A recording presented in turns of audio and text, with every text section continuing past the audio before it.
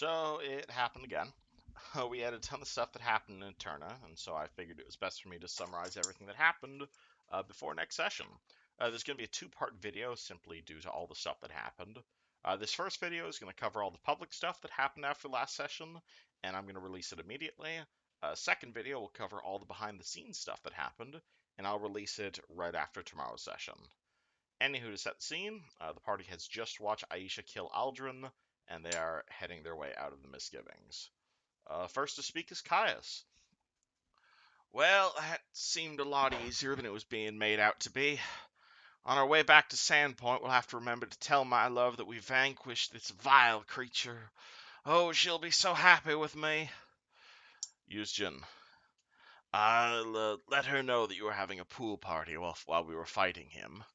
Seriously, though, we would have died without Aisha. Hopefully I'll be able to thank her one day. The only thing that matters is the threat to my nymph is over. Oh, I'm thrilled! By the way, Yusjin, you think I can have that hat back? It was a gift from her. I know it was. It called out to me. Oh, of course. And Yusjin throws the hat like a frisbee. Caius catches it and ties a string to it and hangs it from his pack. Any ideas what this would do for a worshipper of Gosray? Jack shit. It'll still help with stuff like acrobatics or climbing, but that's about it unless you worship Ismara. I think it's pretty good for you for that exact reason. Plus, it looks badass. Caius puts a hand to the circlet that helped him through the play. Well, I'll have to think about that. This thing's quite useful, too. You're just going to ignore that gift from your beloved? Tarek, stuffing the rolled-up painting the party found into his bag, looks over and gave a thumbs up. Hey, Tarek, is that thing valuable? Tarek blushed brightly at that. I don't know, and I'd personally rather not find out. Still don't know how he got something like this. Huh? What is it? Houston reached out toward the painting. Tarek pulled it away. Nothing. Just very private material. Ignore? I'll treasure it more than my own life. Well, if you say so, buckaroo. You won't ever wear it, Caius? Let's take it from him. Caius grinned wildly towards Tarek.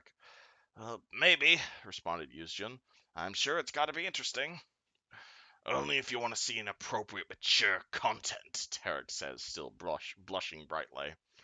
Oh, I see. Tarek wanted to keep all the naughty things for himself. Too much info, Tarek. Get your head out of the gutter. I'd much rather burn this given the exact contents of this.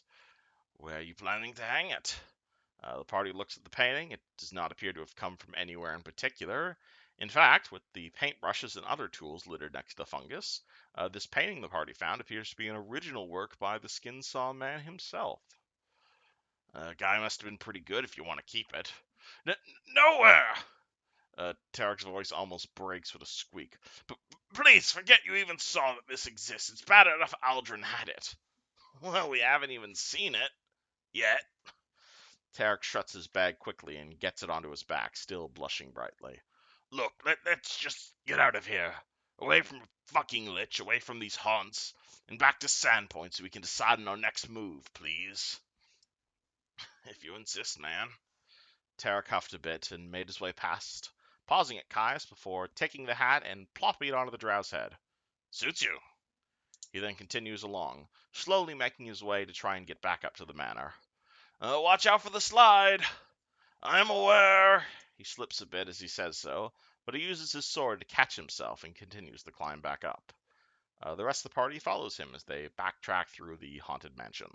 While still spooky, and most still clearly haunted, the deaths of Aldrin and the daylight spell on the mold of the basement, the rest of the haunt seem dormant, at least for now. The half-orc gave a small sigh as he, still glowing, looked around the dilapidated condition of the manor. With that thing in the basement, I should come back someday. Consecrate this whole place. For now, let's all get going, shall we? The party headed up a number of stairs and moved out to exit the manor. As they exited out of the front door of the manor, exhausted after a long day of adventuring, they discovered that outside the manor it was still dark out. Quiet wisps of rain tattered down atop the railings of the old house. As the first hints of the morning sun began to peek over the lost coast, adjacent to Foxglove Manor. But for now, however, the world remained dark. Dark and foreboding. Dark, foreboding, and did the temperature just drop a few degrees? The chill around the party seemed to envelop them, as the howling blast of frostbite seemed to come closer and sap the heat from the tips of their fingers to the edge of their sabatons. The wind began to whistle, snow began to fall, ice began to grow across the party's clothing as their breath began to cloud. To an outside observer, the scene outside Foxglove Manor seemed to be turning into a snowstorm atop the crown of the world, rather than early morning Varsnia. That was when you saw it. At the edge of the forest sat a unicorn, or perhaps what might have at one point been one. Its horn was twisted and jagged, its mane pure shadow, and its eyes a frozen blue. A pair of skeletal wings by its side, and it alone appeared to be the source of the near constant cold. Atop the horse was a knight, clad in frosty, blackened armor. A great sword sat at the knight's back, and deathly blue energy emanated from the knight's visor. The rider looked out towards the party and spoke in common, its words frozen in icy hate. "The sentinels of Sandpoint," it spoke, "in the flesh." Yushin was the first to respond. "Well, that would be us." I don't suppose you came to get an autograph. Party tries to figure out what this thing is, and Tarek nat 20's his knowledge religion check. And Tarek knew exactly what this knight was. This knight was a legend, one of a very select few, one of the most powerful forms of undead known to mortal man. This thing before the party was a Graveknight, the literal manifestation of negative energy. Warriors of darkness, born of violent death, and raised to be kings, nay, emperors of the armies of the dark gods. Ageless, immortal, and eternal. If a lich was the ultimate expression of an unkillable wizard, a Graveknight was the equivalent for tyrannical generals and fallen paladins. Able to command undead with the wave of their hand, unable to be stopped, and masters of fire, air, ice, or water. Graveknights were feared by those who they fought, and worshipped as demigods by the lesser races. The Graveknight held up a hand and pointed towards the party. "I am an agent of justice," it spoke, "here to deliver vengeance on you for your actions today. You tamper with forces beyond your understanding. You oppose the inevitable. You prolong suffering. Your actions are misguided." Tarek muttered this to the others before taking a few steps forward. "What actions have we committed that require vengeance, Graveknight? We came to put souls trapped to rest and bring justice to those who murdered many, sending them to Fesmara's court sooner than they should have." "I don't know what you mean," said Tobias. "We just watched a mistress kick the shit out of her lover." "Well, that too. The man beneath this place murdered one he claimed to love, and she did the final blow upon him. And the first, and most of the middle part." The Graveknight responded, "But you released her, and in turn killed one of my most capable agents in Sandpoint. Perhaps you would make a good replacement." Tarok narrowed his eyes a bit at that. "Who are you, Graveknight?" Tobias, "I don't know, you probably want to go find Aisha, she was pretty capable." Uh, and the knight held out his hand and suddenly produced a chain of pure ice that extended out of his hand, that careened toward Tobias. The chains of ice wrapped around Tobias, chaining him to the square that he stood in, to the ground. As he did so, the ice rubbed hard against his flesh, binding Tobias. "I wasn't asking." Yuzjin. Well, your agent was bothering us, trying to kill us. If he didn't want us at his doorstep, he should have left us to our own devices. Wouldn't you have done the same? Uh, Tobias. Agree to disagree. You most certainly did ask. I think it's safe to say we had the reasons and the right to. Your motives matter little. What you have done is commit a grave error. You have disrupted the collection of souls. You have delayed the inevitable. And in doing so, you have killed countless thousands, prevented the rebirth of millions more. What you have done, mortal, is stick your nose into business that is not your own. And in doing so, you will face justice. And, and who was there to tell us that? What do you want? Rebirth? That is against Fezamara. If it is rebirth through undead, many gods would strike you down for attempting this. Fezmara! Fezmara is beneath us. The Graveknight waved his hands as they came into view. Dozens, nay, hundreds, outside Foxglove Manor, and now shambling towards the party. They saw the walking corpses of the living dead. But not simply your garden variety of zombie. Each was different from the last. Men and women, young and old, soldier and artisan. Some dressed as jesters, others as petty thieves. Yet one thing marked these zombies above the rest. Each corpse appeared covered in icicles and blackened with frostburn. In addition, each corpse appeared to have exchanged their eyes for perfectly formed circular ice crystals.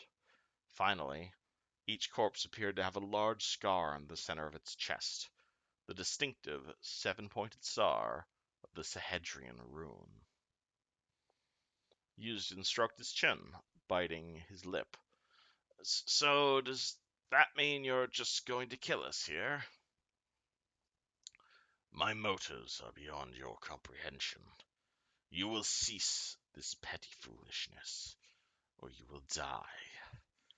Nay, you won't die. I promise you that if you don't give up this little petty crusade of yours, I will make you suffer. I can break and twist things within you. You cannot conceive of the pain that I can cause. It is a pain that will last forever, because I won't let you die. Duly noted, my friend. Tobias responds with, and what do you suppose Mr. Castleton will have to say to that? The Grave Knight reached up and unhooked his helm, revealing a frostbitten, half-elven face, with a thick brown beard and long brown hair. Castleton died doing the same thing that you're doing right now, helping the poor and the suffering, and those too weak to help themselves, trying to live up to such naively optimistic ideals. That sort of optimism only gets your people killed, like what you're doing with yourselves right now. If you move, I will kill you. If you do not give up this crusade, I will kill you. If you so much as speak to me in a way I find disrespectful, I will kill you. In fact, you're going to need to work very hard to keep yourselves alive right now. Yuzjin, you said our actions have already killed thousands. How so? I am truly curious as to what led to that. Tarek just anxiously looks around, clutching his holy symbol with his wide eyes. You delay the inevitable, mortal. Gears far more powerful than yours have begun turning to reshape this world in a new image, a better image. And just what image is that? Spoke Tarek. Your own? Old Thassalon? Tarek looked towards the knight, holding his symbol tight. The knight turned towards Tarek. A world where no son needs to watch their own parents disappear and die. And are you not doing that in pursuit of this world you desire? taking away these people I care for, leaving people in mourning for their loved ones you take into all of this? What I desire is irrelevant to you. I have not come to argue philosophy with a cleric, much less an orcish cleric. I ask again, cease this foolishness, or one of you is going to take Aldrin's place. Jeez, what is with knightly folk having some grudge against me? First Ruthgar, now this guy. Ruthgar. You know of him? He helped us a while back, spoke Eustace. In return, we helped him with one of his tasks. What was he to you? We know him, and he helps seal off a rune well with his paladins. He hates my guts, though, for the same reason you seem to. Tarek flicking at his tusk. How nice, responded the Graveknight. In any case, you have yet to respond to my question. Will you cease this foolishness, or will I need to get my blade wet? Well, it doesn't look like we've got much of a choice. After all, we do value our heads. We're brave, but not stupid. Eustace looked around. The Grave Knight raised an eyebrow. Then you're much smarter than the Black Arrows. The party is aware that the Order of the Black Arrows, or sometimes just the Black Arrow, they're an organization of giant hunters in northern Varsnia. They were created decades ago to patrol northern Varsnia, usually recruited by criminals, and usually somewhere from a few loyal members to several dozen, depending on the circumstance. Tarek frowned as he recalled a bit on that name, looking towards Eustace. You don't think... Well, they're probably all dead, if not doomed. Not just any crew could take on something like this. I can only assume they made it about as far as we did. The Grave Knight pointed his hand towards the open ocean, and as he did so, cold swept outward from his palm, creating a road of pure ice that extended back towards the mainland. Don't worry. I won't have your souls ripped out and lashed to a decaying body like the rest of them. It's rather useful that I found you here, in fact. Does that mean the corpses we're looking at used to be the Black Arrows? Some of them, yes. I want you to witness the fate of those who crossed the Brotherhood of the Seven. Memorize every detail of this encounter. And then, when you return to Sandpoint, I want you to tell everyone what you saw here, especially to any more paladins you come across. Well, it's far preferable to the other choices you gave us. Would you like us to give them a name to tell? The Grave Knight let out an uncharacteristic grin. James Castleton, veteran of the Underdark, loyal servant to the true heirs of Varsnia, father to a murdered son, husband to a murdered wife, master of the Brotherhood of the Seven. Well, as curious as you have me, I'd rather be on my feet in my grave. Is that all you ask of us? The Grave Knight nodded. Be off, and take care that I do not see you again. Eustace turned to the party.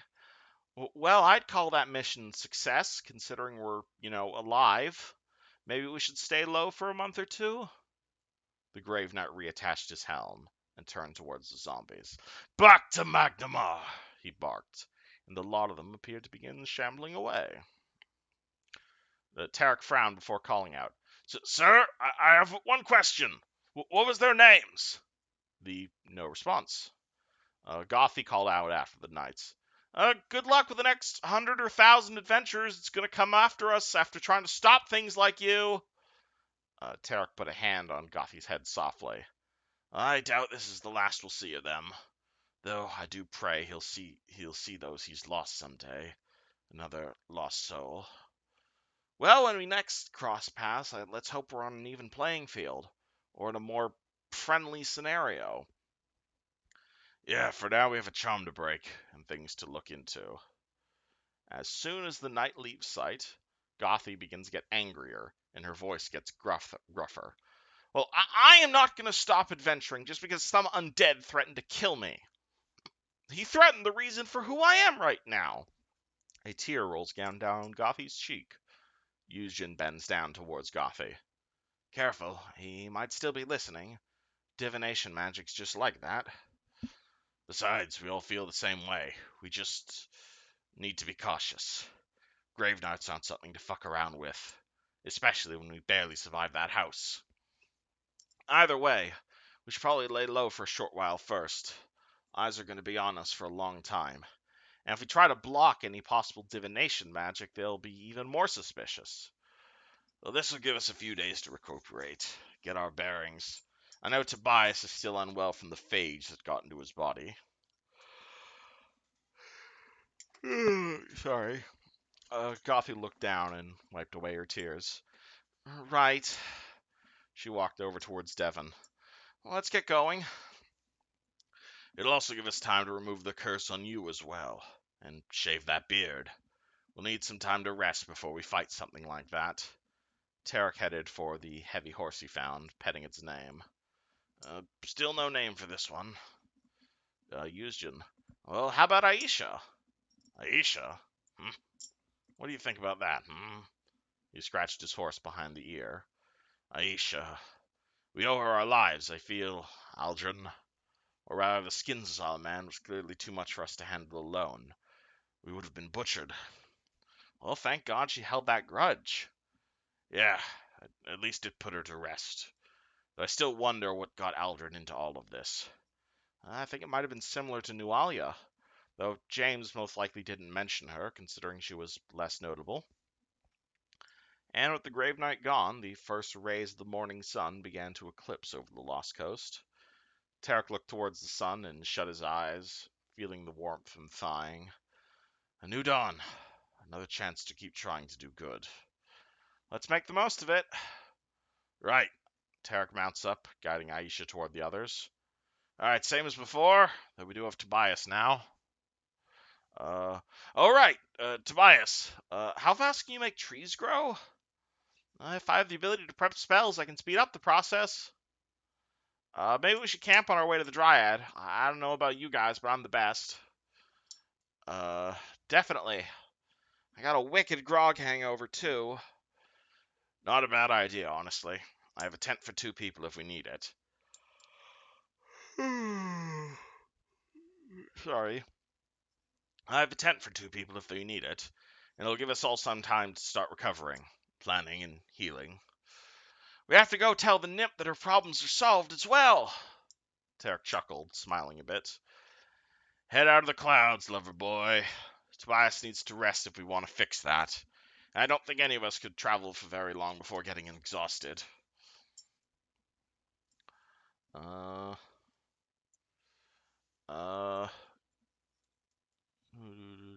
Skip past all of this stuff. Tarek smiled lessened his bit as he looked out towards the water. Hey, Caius, did you recognize that knight's name? James Castleton? He said he was a hero of the Underdark. That's where you're from, right? Caius does not respond. Do.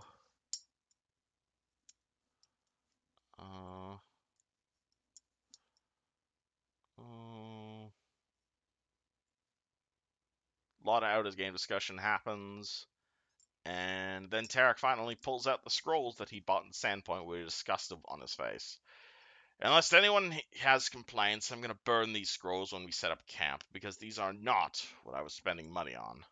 Fucking hand infection. This is not the cone of flames that I needed. Yuzhin responds, well, I still want to check them out. They might not all be duds. Have at them, then. I'm not fucking with these anymore. Not when using one led to Tobias catching the phage. He hands the scrolls over to Yuzhin. Anyway, we should move away from the house a bit and set up our camp here. Is everyone alright with that? Tobias yawns.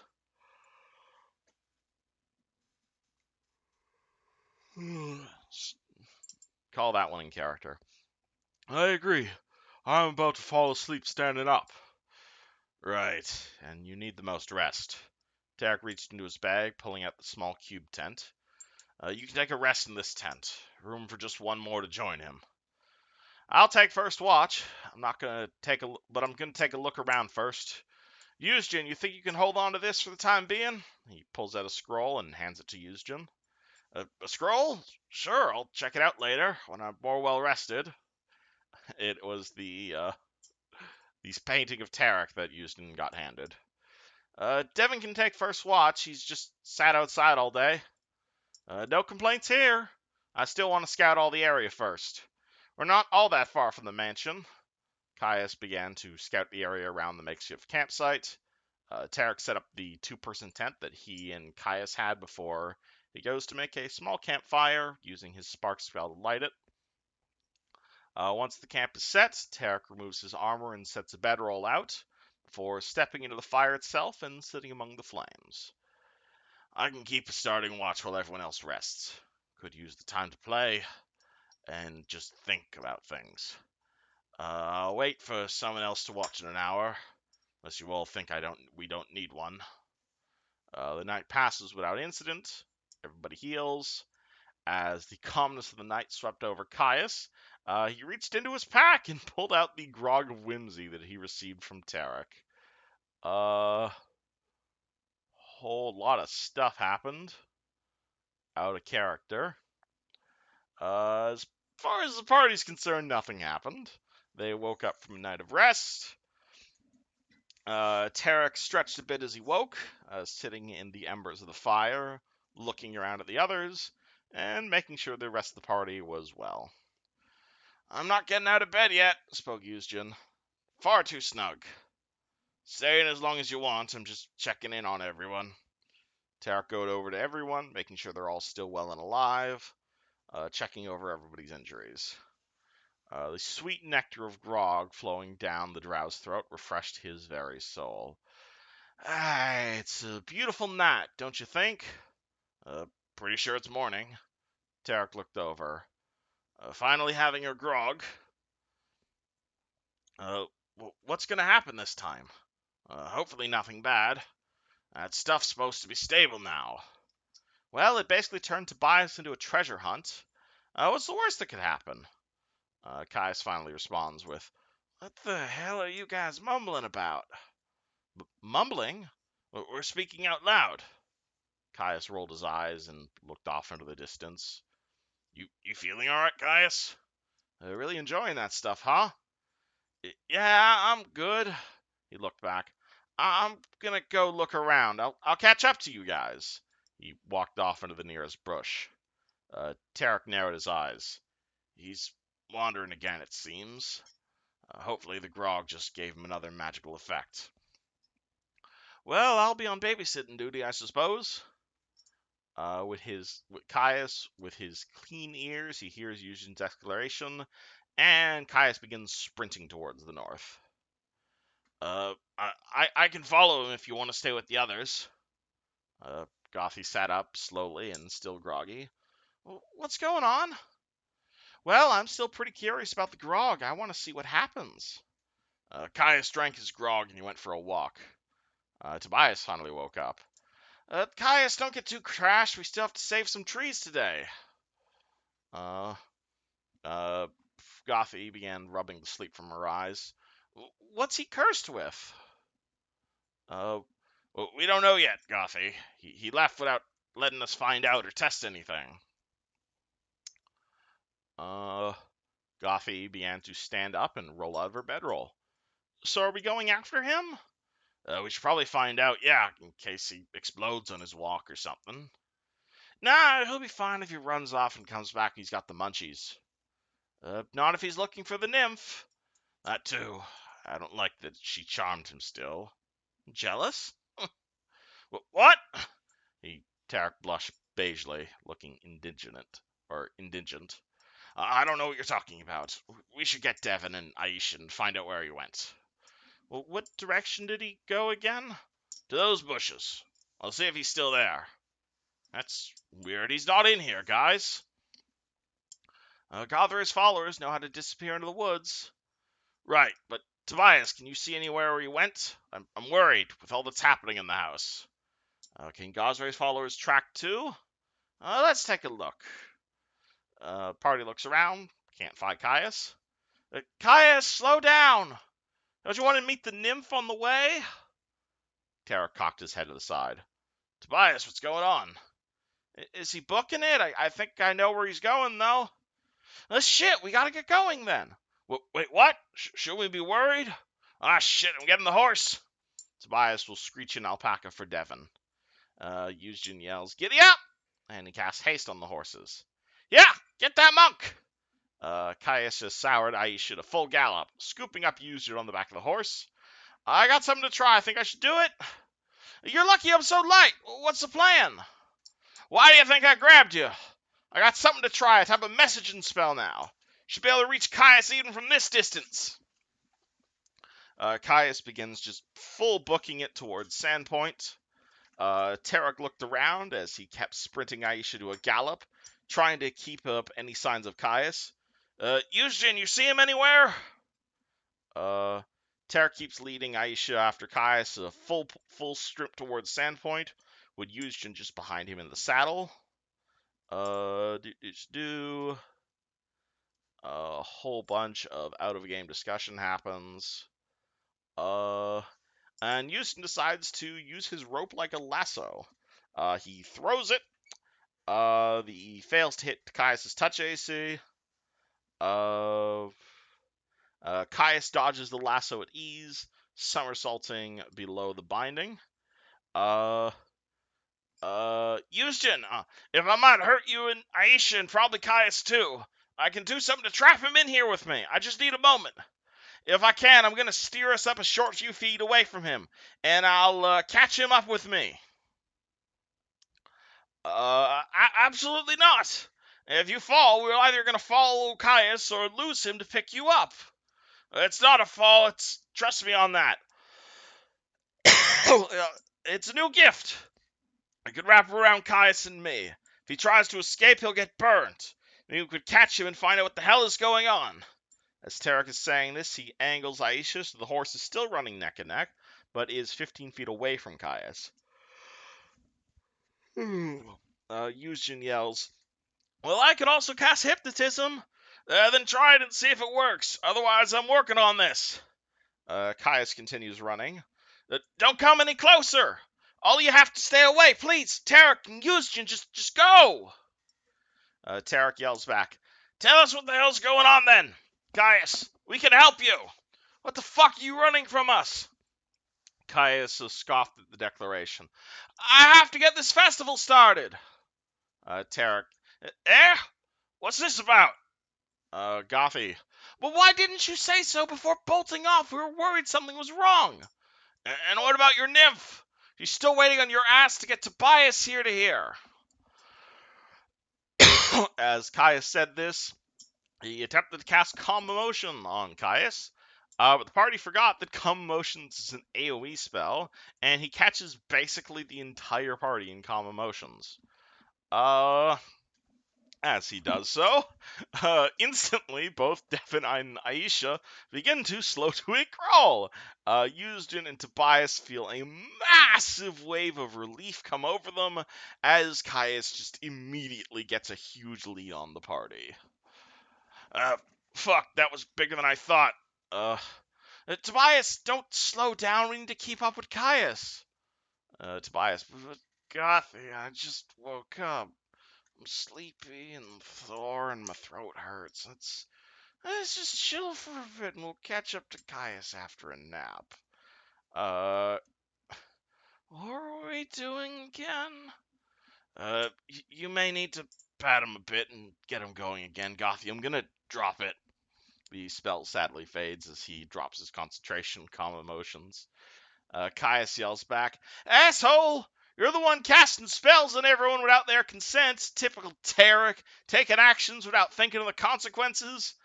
Caius then cut left into the forest, breaking line of sight. Tarek yells, Fuck! Where'd he go? Fuck! Tarek snarls in frustration. Asshole! Booking it out without a word, not even trying to explain what the fuck is going in. Tarek, I think you need to take a hit of your own spell. Let's calm down and decide what to do. He's obviously fine. The half-orc just began to grumble and growl to himself in a multitude of languages. Gothy scratched her beard and looked toward Tarek. Is it normal for him to just run off? No, not without saying something first. I can't tell if the grog is causing it or if he's just being an asshole or fuck, I don't know. Hold on. Hoots can probably find him from above. Uh, and unfortunately, having been from with his friends so long, Caius easily hides from the praying eyes of his companions.